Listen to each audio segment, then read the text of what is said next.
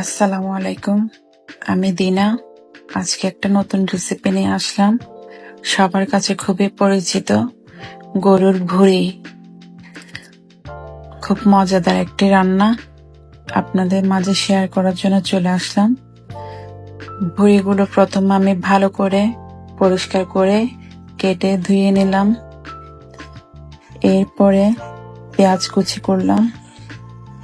তারপর আদা বাটা, রসুন বাটা, হলুদ, মরিচ, মশলা, লবণ, জিরা গুঁড়া। এরপরে আমি ভুঁড়িগুলো গরম পানি দিয়ে হলুদ দিয়ে লবণ দিয়ে সিদ্ধ করে নিলাম। পানিগুলো ফেলে দিয়ে এরপর এখানে আমি সরিষার তেল ঢেলে দিচ্ছি। পরে আমি বাদবাকি উপকরণগুলো সব ঢেলে একসাথে ভালোভাবে হাত দিয়ে মেখে নেব। পেঁয়াজগুলো দিয়ে দিলাম, বেশি করে পেঁয়াজ দিয়েছি। এখন ভালো করে মেখে নিচ্ছি। ভালো করে মাখা হয়ে গেলে আমি চুলায় বসিয়ে দেব।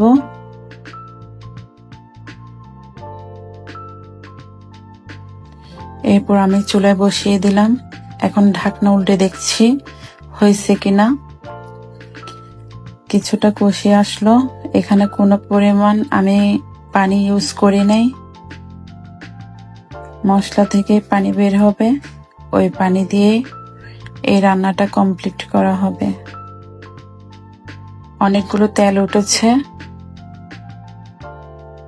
এই তেল দিয়েই রান্নাটা সম্পূর্ণ শেষ হবে। এখানে আমি সয়াবিন তেল ইউজ করি নাই,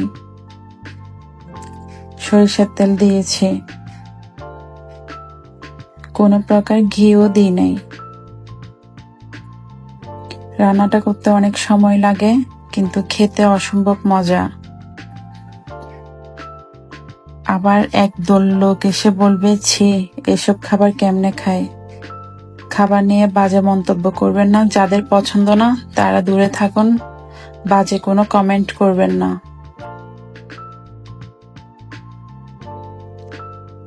সবার সবকিছু পছন্দ হবে এমন কোনো কথা নেই, তবে আমার বেশ পছন্দ।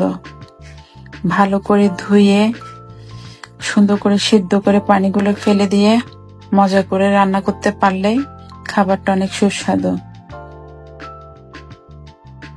তবে যাই বলেন, এটা রুটি দিয়ে খেতে অনেক মজা হয়, গরম ভাত দিয়ে খেতেও অনেক মজা হয়।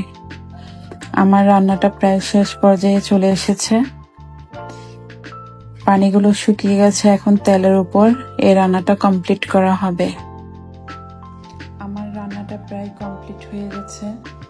ভুনা ভুনা হয়ে এসেছে। এখন পরিবেশনে পালা।